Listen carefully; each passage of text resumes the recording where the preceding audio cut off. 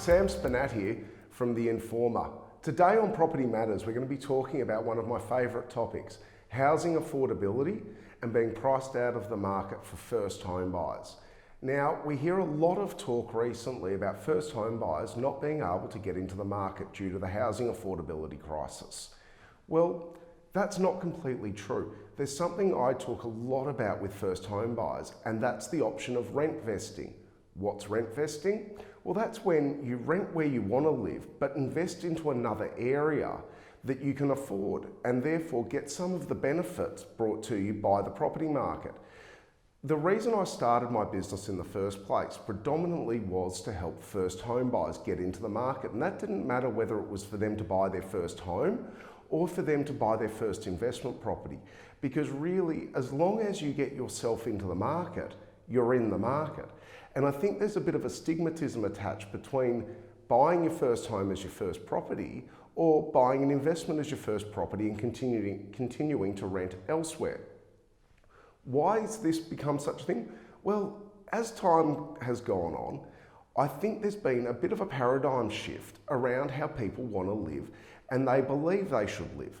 Gone are the days of, starting out with your first little property, then doing it up, flipping it, buying another one, doing that up, and slowly improving and taking steps up the ladder. A lot of people today want to start at the top. We've all seen the house and land packages, the slick apartments being sold, targeted at first home buyers. Now, is that the sort of thing that someone should be buying? Not in my books, unless their circumstances dictate. But there's nothing wrong with saying, well, hang on, why can't I rent a property like that? I want to live in a city, I want to live in the suburbs, I want the home cinema, I want the city on my doorstep, all these other paradigms. You can rent those things, but then you should really focus on buying a solid investment property in a growing area. Now, it's something that I feel really doesn't get enough play in the media and play as a topic in general when people are looking to buy. And it's very important to think about different options to get yourself. I've dealt with plenty of clients over the years who haven't been able to afford to buy where they want to live and live how they want to live. So what they've done is they've spent multiple years buying some really good quality investment properties, building up equity in those investments, and then selling them in the future to be able to afford the home they wanted. And it's just a different way of doing things. It's not the wrong way, it's not the right way, it's a different way. And different isn't wrong. So we've just got to take a step back sometimes. One thing I'm very conscious of is buying for clients in what I call the blue chip or soon to be blue chip areas, or bridesmaid suburbs, I think is the term people use these days.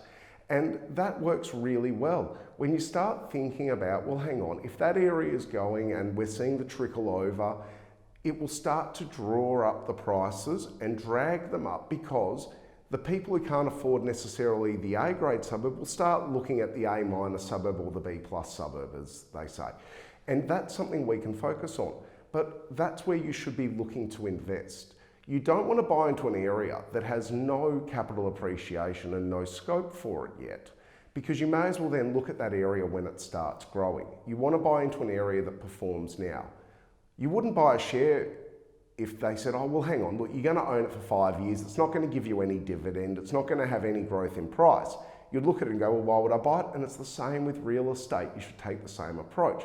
But coming back to the first home buyers and the younger ones, I often say to them, well, as soon as you're ready, that's the best time to buy a property. There's no point in rushing it.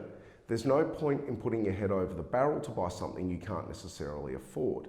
But when looking at an investment property, it's always wise to look at what it actually will cost you out of pocket. And if you can afford that, well, then it's a great way to get yourself into the market, to get the capital appreciation. You do get some negative gearing offsets if you've got the income for it. And it can work really well as a way to get yourself in, get your foot in the door and start on your property ladder life cycle. And the sooner you're in, the sooner you can buy the next one and the next one and the next one. And look, it's a really entertaining way. I've seen some clients come to me and say, well, Sam, I can't afford to buy a home, but I can afford to buy an investment property. And after 5 or 6 years on their property journey, they've got 3 or 4 investments that have really performed well, and they're able to actually sell them, use the equity that was created in those properties to be able to create a large deposit to put down on the home they've always wanted or a home in an area they like, and can then start leveraging up on their family home to do this again and again and again. And I think sometimes we stay too much inside the box. You know, there's all these things, oh, think outside the box, look for the angles. Look, you don't have to do that, but sometimes just think about a different way to the same end goal. That's what we're talking about. If you are thinking of buying a property to invest in as your first home or just in general, you've got to do your due diligence though. Don't just fall for the slick, shiny sales pitch. Make sure what you're buying will actually achieve the goals. Not all property is the same and not all property performs the same. It's a very, very big investment that should be taken very seriously. Don't just go for the low-hanging fruit. It's something we work with our clients for. I was even talking to one the other day and they said, oh, how long does it take to find investment property? And I kind of smiled and said, look, anywhere from 3 to 6 months it could take. It could also take 2 weeks. It just depends what's out there. We can't click our fingers and make good property appear. So don't take that approach when buying. I'm Sam Spinat from The Informer. This has been another instalment of Property Matters. Thank you.